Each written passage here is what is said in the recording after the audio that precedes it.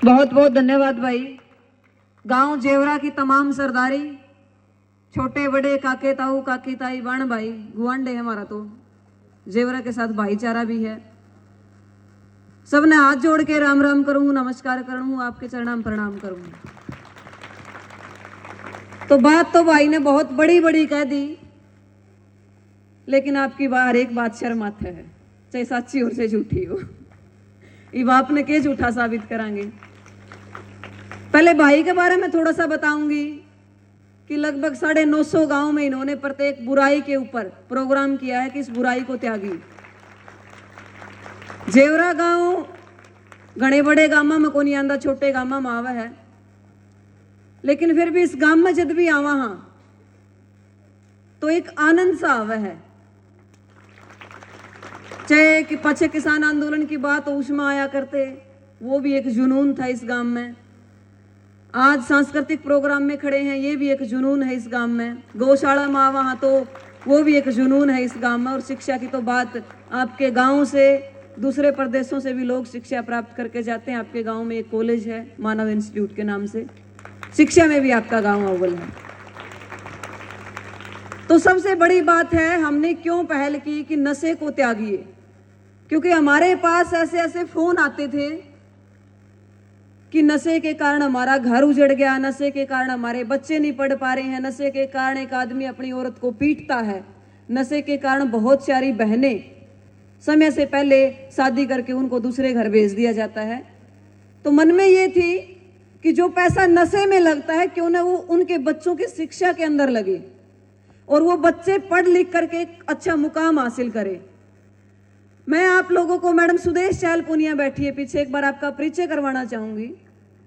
अपने क्षेत्र की जानी मानी शिक्षाविद है जिन्होंने पीएचडी की पढ़ाई की और ये बताया कि हर एक उच्च से उच्च शिक्षा हमारी महिला शक्ति, नारी शक्ति भी ग्रहण कर सकती है। आज महिला दिवस है और महिला दिवस के ऊपर मैडम सुदेश चहल पुनिया और प्रतिभा गिल जैसी बहनें आप लोगों के बीच में आई है। ये आपके जेवरा गांव का सौभाग्य है, मैं ऐसा मानती हूँ। क्योंकि मैं तो वही बात, अपना तो डेवड़ा का डेवड़ा लाग गया, फेर फेट लेंगे कदे न कदे, घनी दूर नहीं हूं मैं तो आपसे। और शिक्षा जितना आपको सशक्त बनाएगी, शिक्षा आपको जितना आगे बढ़ाएगी, मेरे ख्याल से उतना कोई चीज आगे नहीं बढ़ा सकती। मैंने थोड़ा सा, जब मैं किसान आंदोलन में आया करती तो लोग यूं कहा करते, टांगा है जोड़ा घर तल लिकड़ जावे, इसके पल्ले कुछ नहीं है। मैं आपको बताऊं, मैंने 3 मास्टर्स की, एमए हिंदी से की, एमए पब्लिक एड से की और मैंने एमए मास कम्युनिकेशन से की। मैंने लगातार 12 साल ऑल इंडिया रेडियो और दूरदर्शन के ऊपर काम किया। मैंने लगातार डी ग्रुप का पेपर आया, ना जाने कितने बड़का ने पेपर दिया होगा, सेलेक्ट मुश्किल था 10-12 इस गांव में तो हुए होंगे, तो छोटा गांव में या 5-7 हुए होंगे। मैंने हर एक एलिजिबिलिटी टेस्ट सीईटी पास किया था मैंने 77 नंबर लेकर के। आज जब सीईटी का रिजल्ट आया तो मुझे बड़ा अच्छा लगा, उसकी सारी लिस्ट मेरे ख्याल से 74 के ऊपर गई है जर्नल की, तो मैं उस कट ऑफ से ऊपर थी। लेकिन मैंने ये सोचा कि मैं किसी भी बच्चे का हक नहीं मारूंगी। मैंने डिपार्टमेंट अप्लाई नहीं किया क्योंकि मैं ऑलरेडी नौकरी कर रही हूं और नौकरी भी बहुत अच्छे एजुकेशन डिपार्टमेंट के अंदर, पूरे भारत के अंदर 13वीं रैंक ली और हरियाणा करके मैं नौकरी कर रही हूं। मैंने हरियाणा पुलिस का पेपर क्रैक किया, मैंने कलरक का पेपर क्रैक किया, मैंने super TET, R TET, S TET, C TET और सबसे बड़ी बात पीएचडी करना हर एक बच्चे का सपना होता है। मैंने तीनों सब्जेक्ट का जेआरएफ किया, जिसको आप नेट बोलते हैं, नेशनल एलिजिबिलिटी टेस्ट। और जब आज महिला दिवस की बात है, हम महिला सशक्तिकरण की बात करते हैं, बेटियां जितनी पढ़ेगी उतनी आगे बढ़ेगी। आज आपके घर से, परिवार से एक बेटी कोई ना कोई गलत कदम उठा देती है और आप उसके पर को काट करके उसको घर बैठा देते हो। सबसे पहले खुद का निरीक्षण कीजिए, क्या जवानी में हमसे कभी ये गलतियां नहीं हुई? क्या हमने कभी किसी लड़की की तरफ या किसी लड़के की तरफ गैर नजर से नहीं देखा? उम्र है, सबके बीच में होती है ऐसी ऐसी बातें। लेकिन मैं बेटियों से भी ये कहती हूं, अगर बेटियां आपको बाहर निकाल दिया गया है तो कम से कम माँ पापा की पगड़ी और उसके अरमान का जरूर ध्यान रखिए। मैं ये कहती हूँ कि वो गलती आप कीजिए ही ना।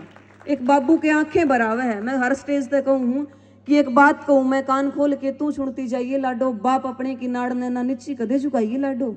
एक घर ते बाहर जज जावे तू मेरा कालजा धड़के से, भीतर ला बाहर नहीं आ जा, आंख मेरी जद फड़के से, मेरे एक नहीं कैया का मान तू आश और विश्वास तेरे पे गलत कदम उठाइए मत ना, मेरी एक एक सांस तेरे में। और मन भर जाजत बस कर दिए, मैंने मन की बात बताइए लाडो, बाप अपने की नाड़ ने ना नीची कदे झुकाइए लाडो। जेवरा गांव लिंक रोड के ऊपर पड़ता है, मुश्किल से दिन में 2 बसें आती होगी, एक सुबह जाती होगी 9 बजे 8:30 बजे बच्चों को कॉलेज तक पहुंचाने के लिए, एक शाम को आती होगी। किसान आंदोलन के दौरान हमने आपके गांव में एक और बस लगाई जाए ये मांग भी उठाई थी, और स्पेशल हम जीएम से मिल के आए थे। उस टाइम का जीएम फतेहाबाद में बैठता था, स्पेशल उससे सिफारिश लगवाई हिसार के जीएम को, और उन्होंने ये कहा था कि सबसे पहले आप जेवरा के अंदर पहले रोड खराब था, सबसे पहले आप इस रोड को ठीक करवा दिया, हम एक नहीं वहां पर 3 बसें लगाने के लिए भी तैयार हैं। तो सबसे पहले छोटी छोटी बातें इन बेटियों को समझनी पड़ेगी, अपनी आवाज खुद उठानी पड़ेगी, तभी महिला सशक्तिकरण होएगा। ऐसी बात नहीं कि आपके मम्मी पापा आपको भेजते हैं तो कॉलेज में, और आप वहां किसी पिज्जे या गोलगप्पे की दुकान पर खड़े होकर के उसका मजे ले रहे हो। आप यकीन मानिए, जिस 10 रुपए को आप बर्गर के अंदर गोलगप्पों के अंदर वेस्ट कर देते हो, वो पैसा आपके माता पिता की खून पसीने की कमाई है। और वो पैसा जहां आप 50 रुपए का, कोई 100 रुपए का, 150 रुपए का पिज्जा खरीदो, वहां एक अच्छी बुक लेकर के पढ़िए और अपने सपनों को नई उड़ान दीजिए। हमेशा हम कोसते रहते हैं कि बेटियां बुरी है, बेटियों ने गलत काम कर दिया, लेकिन ताड़ी कभी एक हाथ से नहीं बजती। घर की दहलीज पर जब आपका बेटा किसी की बेटी को भगा करके लेके आता है, जो थप्पड़ आपका बेटे के ऊपर उठता है वही थप्पड़ आपका बेटे के ऊपर उठना चाहिए कि भाई तू किसी की इज्जत ने लेके आया है।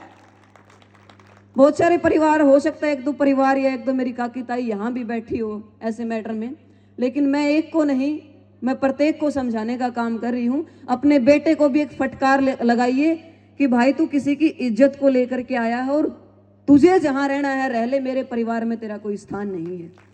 जो त्याग, अब बेटी तो कोई गलत कदम उठा दे तो बोले हमारी पगड़ी का सत्यानाश कर दिया। अरे बाबू का और माँ का अभी अपने हिसार की एक नई नई घटना है। गांव के छोरा छोरी ने ब्याह कर लिया, और छोरी के घर वाले उसके भाई का के दोस्त था, बाबू को ऐसी हालत कर दी, आज वो बाबू वेंटिलेशन पर है। उस बाबू का क्या दोस्त था? कोई भी माता पिता अपने बच्चे को बुरे संस्कार नहीं देता, बच्चे को बुरे संस्कार देती है तो उसकी संगत देती है। ध्यान कीजिए आपका बच्चा किस संगत में पल रहा है, ध्यान कीजिए आपकी बेटी या बेटा किसके साथ आ रहा है, किसके साथ जा रहा है। आज वो हुक्का पी रहा है, हम ये सोच लेते हैं क्या बड़ी बात है, सब पीते हैं, ट्रेंड बन चुका है, और हुक्का एक चौधर का प्रतीक माना जाता है। लेकिन भाई वो बूढ़ों की बैठक में माना जाता है चौधर का प्रतीक, ये नहीं कि 10-10 साल के बच्चे उसमें से धुएं के छल्ले उड़ाएंगे। आज वो हुक्का पी रहा है, कल वो बीड़ी पिएगा, परसों वो सिगरेट पिएगा, उससे अगले दिन वो दारू पिएगा, और एक दिन ऐसा नशेड़ी बन करके आपके ऊपर वो हाथ उठाएगा, फिर ये कहेगा आपने कभी रोका ही नहीं। नशे को नकारिए, अपनी पीढ़ी को सुधारिए, नशे की जगह उन्हें शिक्षा दीजिए, उन्हें संस्कार दीजिए, और शिक्षा और संस्कारों का जब संगम बनता है तब आपका भविष्य खिलता है। कुछ नहीं पड़ी भाई जादूगर को आपके गांव में आकर के ये अलख जगाने की। मुश्किल से आप लोग कितना दे देंगे? 10,000, 5,000, 15,000, 20,000, 30,000, 50,000, इतना ही दे सकते हैं। एक काकी ताई बड़ी मुश्किल से पैसे बचाती है, 50 रुपए जोड़ करके लेके आती है। ये कितने जो इनके साथ काम कर रहे हैं, हर रोज 1,000 रुपए भाई जादूगर इनको देता है। ये मान के चलो 5-10,000 रुपए इनका हर रोज का यहाँ का खर्चा है।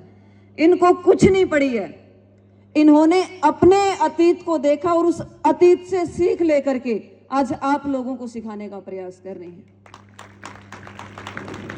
तो ये सीख लीजिए, हमारा मोटो है कि कोई भी बच्चा, कोई भी आदमी, आजकल नशा सिर्फ लड़कों में नहीं, लड़कियों में बहुत फैल चुका है। हम तो देखते हैं, मेरे गांव में मैं देखती हूँ, शहर में जहां मैं आजकल रहती हूँ, भाई बोला कि जेवरा प्रोग्राम है, और जेवरा प्रोग्राम का नाम आते ही वो एक एनर्जी आई कि मैं तो जरूर जाऊंगी। क्यों जाऊंगी? क्योंकि हमारा बहुत पुराना भाईचारा जेवरा गांव के साथ रहा है। बेशक से हमारी सीम ना लगती हो, लेकिन हमारा जो भाईचारा है वो आज भी आसपास के गांव के अंदर जाना जाता है, खेदड़ और जेवरा का भाईचारा। मैं सिरसा से 100 किलोमीटर चल के सुबह सुबह 7 रोड आई, फिर मुझे वापस सिरसा जाना था, मेरी सिरसा ड्यूटी है आजकल, मुझे वापस सिरसा जाना था। भाई बोला कि बेबे अगर घर का मुखिया घर में ना आवेगा, प्रोग्राम रखने वाले हम लोग हैं, फ्लैक्स पर फोटो हमारे लग रहे हैं, अगर हम ही नहीं जाएंगे तो फिर जेवरा गांव ये कहेगा जादूगर झूठ बोला, जिसका फोटो है वह तो आइए को नहीं, और हमने अलग जगह, हमारा बीच में अलग जगह लग रहा है। तो हमेशा अपने सपनों को नई उड़ान दीजिए। सीईटी का रिजल्ट आया है, अगर असफल हो गए हैं तो याद कीजिए वो पंक्तियां कि असफलता एक चुनौती है, स्वीकार करो, क्या कमी रह गई देखो और सुधार करो, कुछ किए बिना यूं जय जयकार नहीं होती, और कोशिश करने वालों की कभी हार नहीं होती। कोशिश हमेशा रंग लेकर के आती है और हमेशा वही सोना बनता है। कहते हैं कि पत्थर को भगवान बनने के लिए बहुत सारी चोटों से गुजरना पड़ता है, कि समर में घाव खाता है उसी का नाम होता है, छिपा हर वेदना में अमर बलिदान होता है, और सृजन चोट खाता है छैनी और हथौड़ी की, वही पाषाण मंदिर में भगवान होता है, वही पाषाण मंदिर में भगवान होता है। चोट खाओगे तो निखरोगे, भगवान कहलाओगे। अगर चोट खाने से एक चोट से आह कर दी तो मंदिर के बाहर जो एक पत्थर रखा जाता है जिसके ऊपर नारियल फोड़े जाते हैं, उसमें आपका स्थान हासिल हो जाएगा।